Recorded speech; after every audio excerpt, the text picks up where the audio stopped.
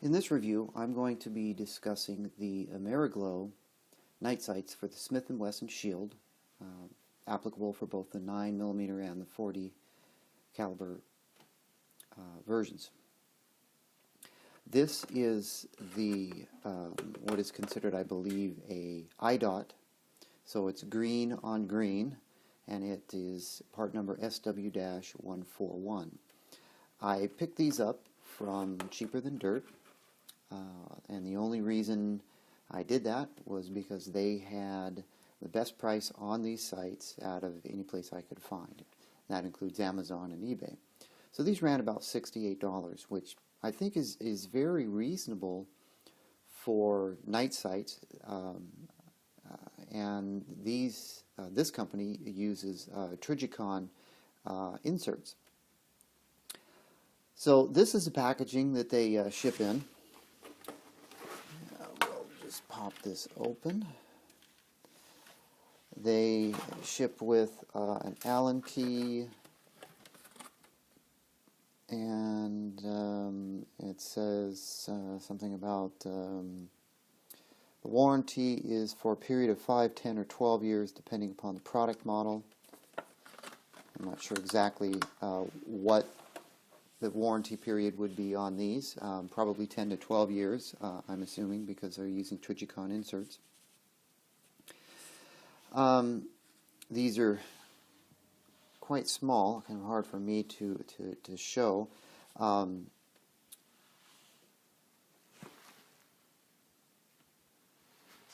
You can see the tops of these, well, maybe you can or can't see, these say Trigicon H3 and something else.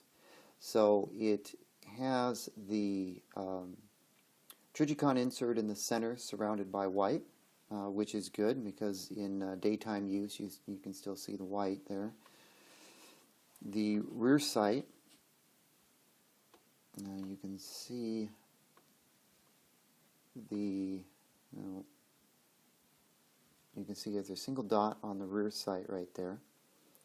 And there's a round curvature for lining up the front sight to the rear sight. Also on the side, these say Trigicon H314, I believe. There is a set screw right there in the center. These are of metal construction. I have already looked at these. These appear to be very well made. My initial observations right off the bat, there's a bit of minor discoloration here right in the center. I'm not sure what that is. Almost looks like it was heated at some point in time and the heat kind of discolored it, but not a big deal. The design, the fit and finish, there's some machine marks right there on that piece. Very good. I'm very happy with what I see for the money. This front sight doesn't appear to have any machining marks on it. Metal, and so on. These are fairly luminescent.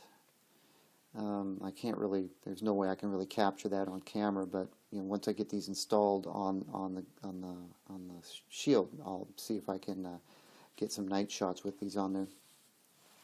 So that's what ships in the package. For the money, I'm very impressed with the money spent. I think I got a good product for the money. Now the trick is the installation. So I'm going to move forward and get the camera set up so we can discuss the installation on the Smith & Wesson Shield. Okay, at this point I've got the slide and the barrel removed from the Smith & Wesson, can't say that today, Smith & Wesson Shield. I have it clamped in my vise, and I use these rubberized polyurethane or rubber clamps. These are actually made by Bessie. These are a very good item to have. They have magnets on them so they stick to your vise.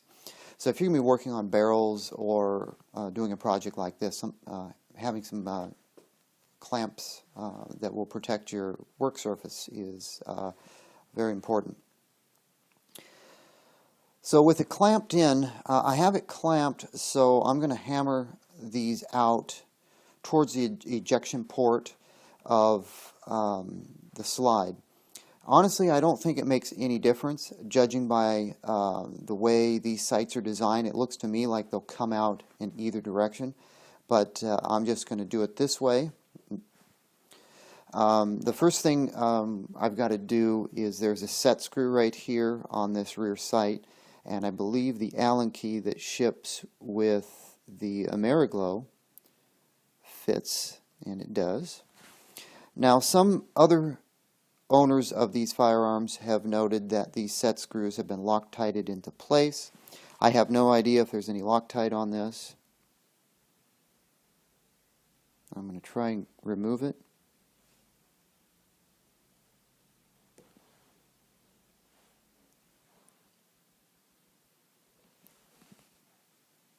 It is tight.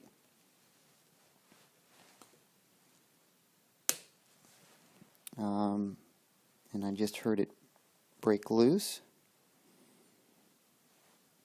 And it definitely was in there tight.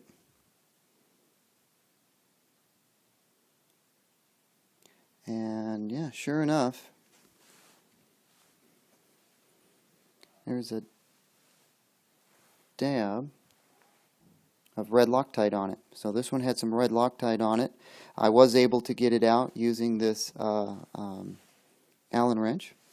I would recommend that if you are doing a swap like this and you're going to install the night sights and the set screw that comes with the night sights, don't use red Loctite, use blue Loctite. The red stuff is normally a permanent Loctite, and if there was a lot of red Loctite on here, I probably wouldn't have been able to get it out without heating it, because that's really the only way to get out red Loctite. This had just a small dab of red Loctite on it.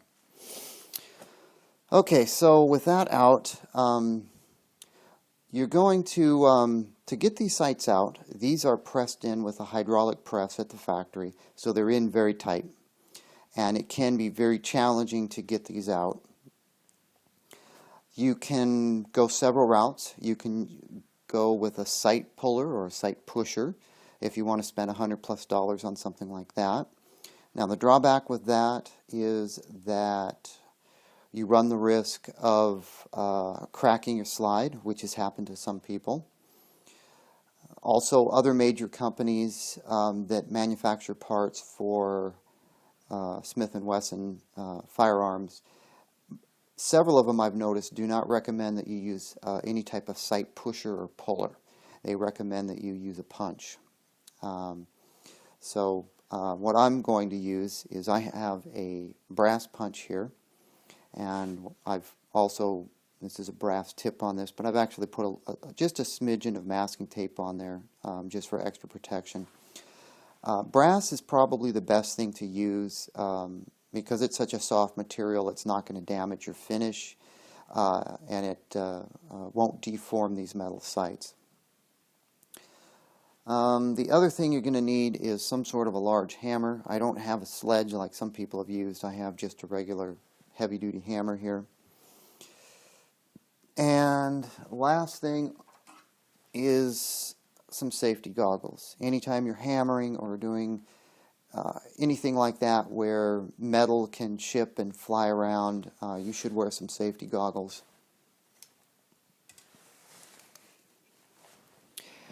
It can also be beneficial to pre-soak the sights with some sort of a break-free component like WD-40 or something of that nature. On the rear sight back here, you've got this lower portion right here, and then you have an upper ledge. And I'm going to try and push this sight out from the upper ledge. I don't want to get down here or try to hammer anywhere close to the actual slide itself. So I'm going to get this on this ledge and see if I can tap this out.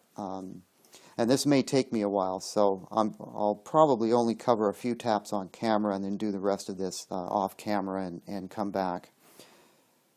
Because I'm sure you probably don't want to hear all the profanity that's probably going to go along with trying to get these off.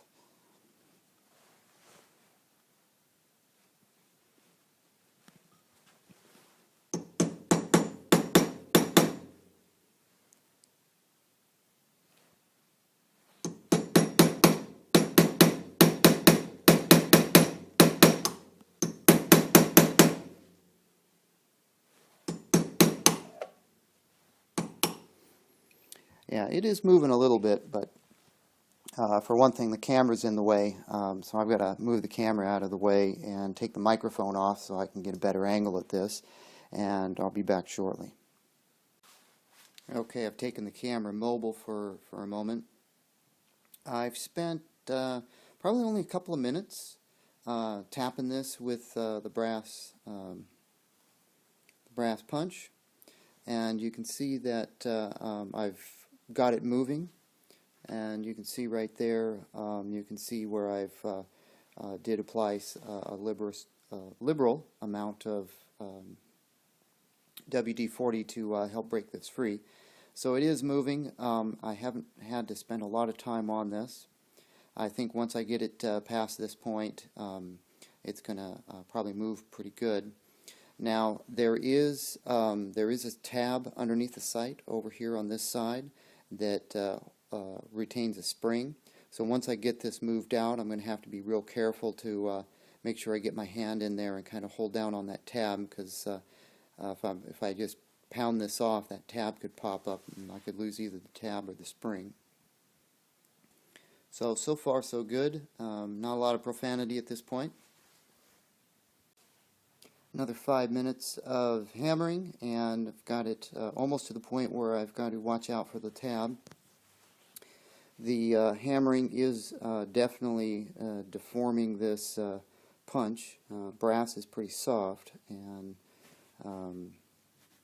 yeah, I don't know how many uses I'm going to get out of this brass punch. Probably just enough to do this particular gun, and that's going to be about it. So I'm almost there. And right now the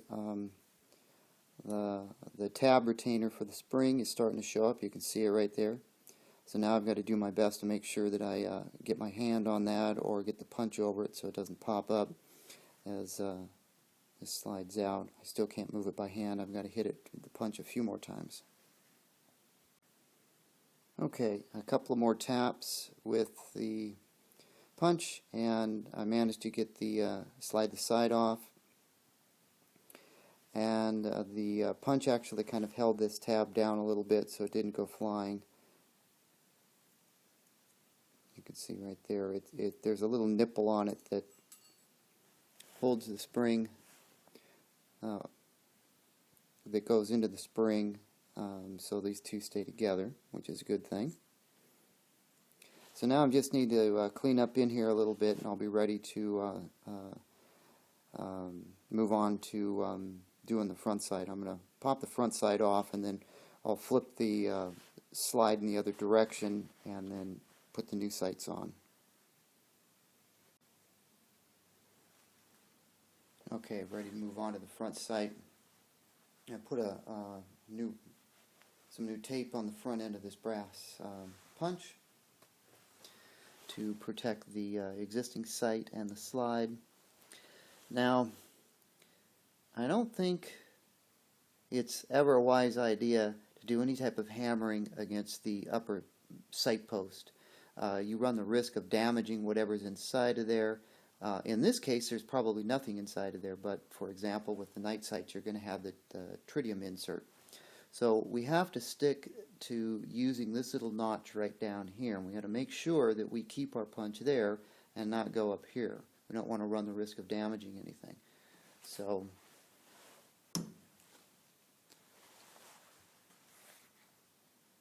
now I figured before I got started there, I'd put a little tape on the front there just for extra protection.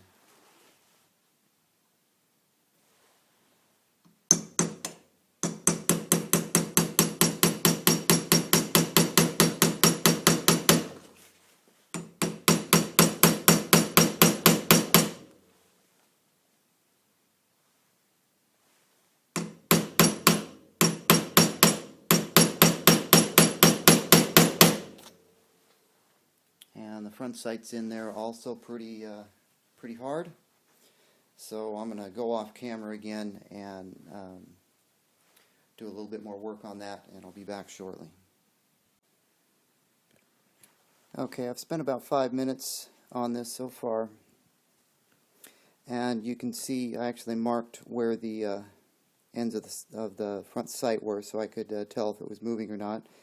And after about 5 minutes, I have moved it that far, and again, it's really tearing up the end of this brass punch, but it is doing what it's supposed to do. It's supposed to deform instead of deforming the other materials. And the brass residue in there will clean up real easy. So that's after about 5 minutes. I'm going to continue on. Alright, about 3 more minutes on the front and I got it out. So looks like I spent about 8 minutes on the front and about 5 minutes or so on the rear. So not a lot of time, not a lot of profanity, which is a good thing. No damage to the slide, or no marks, and no accidents with the punch. So I need to take this out and flip it around so I can get ready to install the new night sights. Okay, I've got the slide flipped around. Still got my protective tape up here. I'm probably going to put some tape down across the back here just to be on the safe side.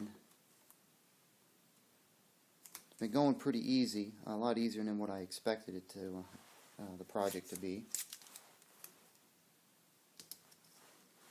A little extra margin of safety. Make sure I get the spring in. I'm going to add a little bit of WD-40 on both of these channels to help slide in the new front sights. Sliding in the new ones, I'm going to be a lot more careful. I don't want to have any accidents or mar those, so we'll get that rolling. Okay, I got some WD-40 in both of these channels, and of course with the new night sight, it ships with an Allen bolt, and you're going to take that out, or at least loosen it up so it's not flush with the bottom. Got the spring and the retainer pin in there.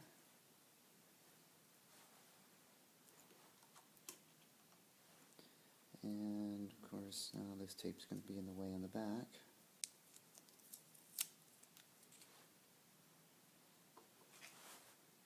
And I apologize if I'm blocking anything.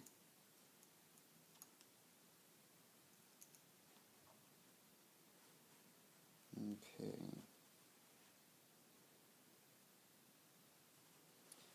Alright, I've got the sight started. I've got the spring and the cover plate down. And that's about as far as this will go in by itself. Now this rear sight's a little different. It doesn't have a little ledge on it, and it is tapered, so this is going to be a little bit more challenging to hammer in. I'm just trying to push it in as far as I possibly can with my fingers. And that's not very far. Far enough to cover the pin a little bit. So, back to the brass punch. The end of the brass punch is deteriorating quickly.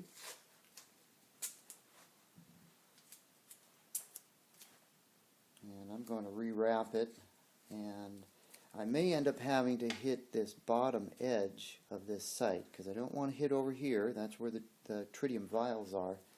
I don't want to run a risk of damaging that.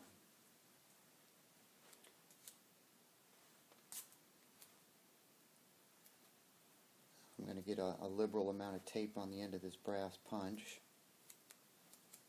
Although I don't know how much good it's doing. It's better than nothing.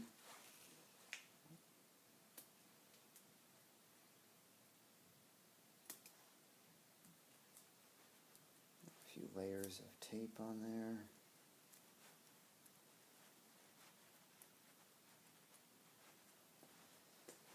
Okay. So I'm probably going to have to hit the edge of this. And because I'm going to have to hit this edge, I definitely, absolutely got to be using the brass punch. If I use a harder metal, it's going to gouge this edge, and then you're not going to have a very nice finish when you're done. Let's see how far I can get this to go in.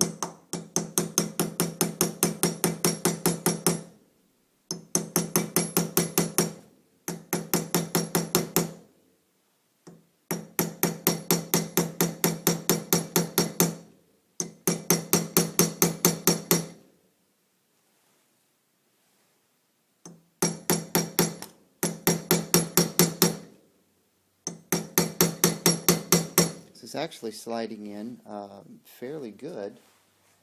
The tape is helping, I think. Get enough of it on there.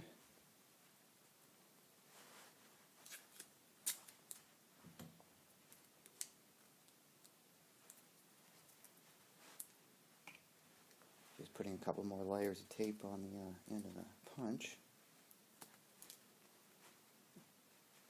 Probably help a little bit help keep the punch from disintegrating at the same time. So this is moving. I'm not hitting it very hard. Not like I had to hit the factory sites to get them off.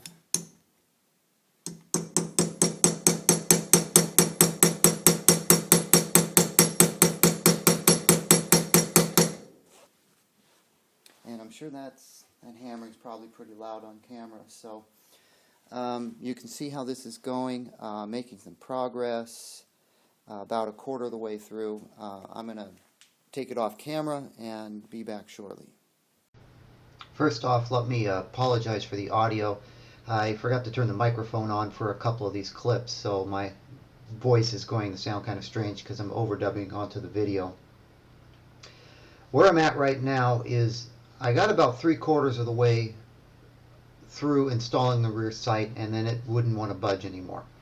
So I spent about 30 minutes on that and decided to take it back out and I took some 400 grit sandpaper and I did a bit of sanding on the bottom of the sight, as you can see right here. And I also took a triangle shaped file and filed on the inner edge, which I'm going to show in just a second, I believe. Yeah, right there. On that edge, I took a small triangular file and I took off just a small bit of material right there. Sorry it's not in focus, but I did that so the sight would slide on easier. And I've got a bluing pen that I'm going to show in just a second here. I'm going to use the bluing pen to protect the exposed metal surface that I just sanded down before I try to reinstall the sight again. So, okay, I'm still doing some overdubbing in this section of the video as well. After the sanding and the bluing of the sanded surface, I got the sight started, and within 3-4 minutes it was in place. So just taking off a small bit on the bottom allowed the sight to fit. It was just not going to go on the way it was. So in hindsight, if I ever do a project like this again, I'm going to definitely sand the rear sight first before I even try to install it. So next up here, unfortunately, I already installed the front sight. I thought I was recording that, but I think I forgot to press the record button and went through that whole spiel. The front sight more or less went on without any problem. That took less than 5 minutes to get the front sight on. I didn't have any issues with that. It didn't need any extra sanding or anything of that nature. So at this point, what I'm going to do is I'm going to get the nut ready to install. Okay, with the sight in place, I kind of eyeballed the alignment of the sight up. I got the sight flush with both sides of the upper. And I did break out a caliper just to make sure that it was flush on both sides. And you can also notice the lines across the top of the slide there line up with the sight as well. So it's lined up as perfectly as I could get it by using a caliper on my eyes. So now I believe I'm going to get the Allen bolt that came with the Ameriglo rear sight. I'm going to put some blue Loctite on it and going to install that. I don't recommend using red Loctite. Red Loctite is pretty permanent. You might be able to break it free, but chances are if you ever need to get it free, you're going to have to heat it. I got lucky with this project, but I'm going to use the blue Loctite. That should work just fine. And I'm going to tighten it down fairly tight. I don't want to strip the nut or strip the Allen wrench, so keep that in mind, but you're probably going to want to make this as tight as you possibly can. And there we go. Again, I apologize for the overdubbed audio.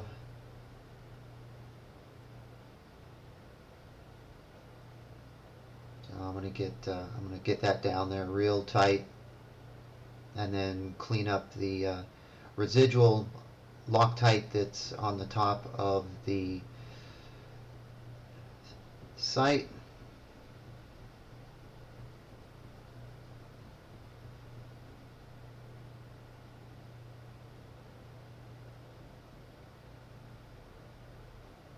And we're almost done.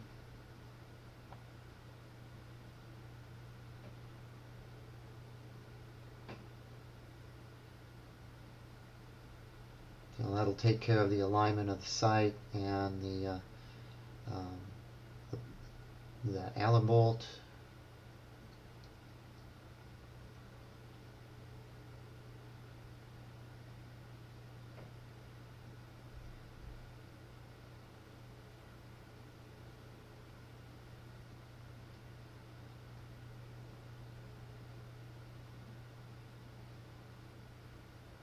And I'm not sure what I was talking about originally here. I was talking about the bluing. Like I mentioned before, this is a Birchwood Casey bluing pen that I keep in my gunsmithing kit. So if you have any little scratches or marks or anything like that, you can go in with the bluing pen. Like I mentioned, since I sanded the bottom of the sight, I used the bluing pen primarily to protect the areas that I did the sanding on. Okay, last thoughts on the Ameriglo night sights. Let's see what we can do here for showing this off. Okay, that kind of gives you an idea of the sight picture. Although the camera's focusing on the rear sight, so the front one's probably blurred out. I don't know if I can fix that. But that's what the I-Dot Ameriglos look like. Just a single Trigicon in the back, the scalloped peephole, and then the front sight with the white outline. I like it. I did not like the amount of trouble that the rear sight gave me, but then again, in the future, if I was to do this again, I would know what to do. You know, some 400 grit sandpaper on the bottom of that sight, smooth it down, and it'll go right in there.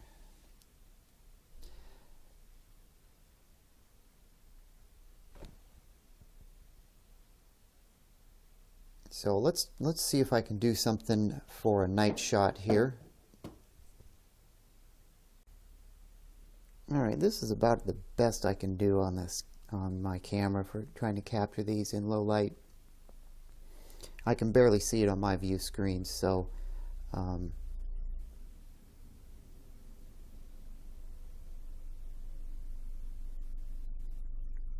anyway, that's about the best I'm going to be able to show this.